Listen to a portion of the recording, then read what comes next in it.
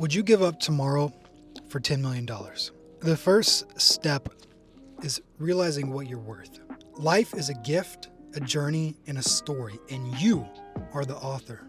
Like it or not, you are the reason why you are where you are. And if you don't like that statement, it's probably the reason you're unhappy. It means you can't take responsibility for your own actions and your own life, and you're probably full of hate and resentment towards other people that you blame when deep down it's yourself that you resent. A lot of, if not most, unhappiness stems from not being able to look in the mirror and being happy with what you see.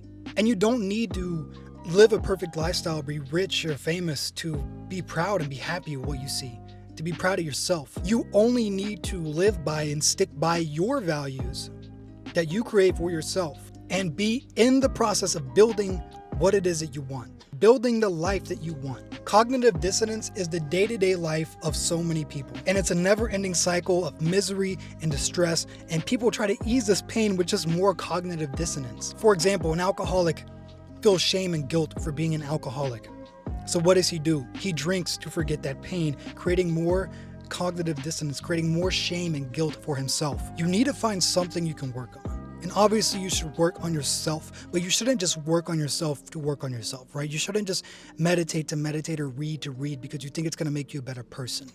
You need to have a goal. You need to have values. You need to have a direction, right? Because I've done that before. I've lived that whole life of taking cold showers and meditating and putting myself in like this, perfect little box. You know what happened after 5 years? Nothing, because I had no direction. I had no values I was living by. I was just doing what I thought would make me a better person.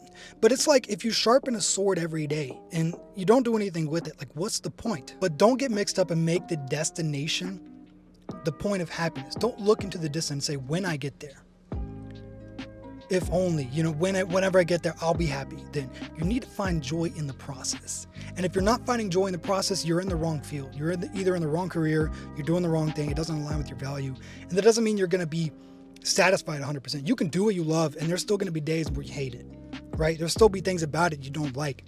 But the majority, the 80%, should be you finding fulfillment in that process. You need to have direction and a destination, but the destination should not be where your happiness comes from.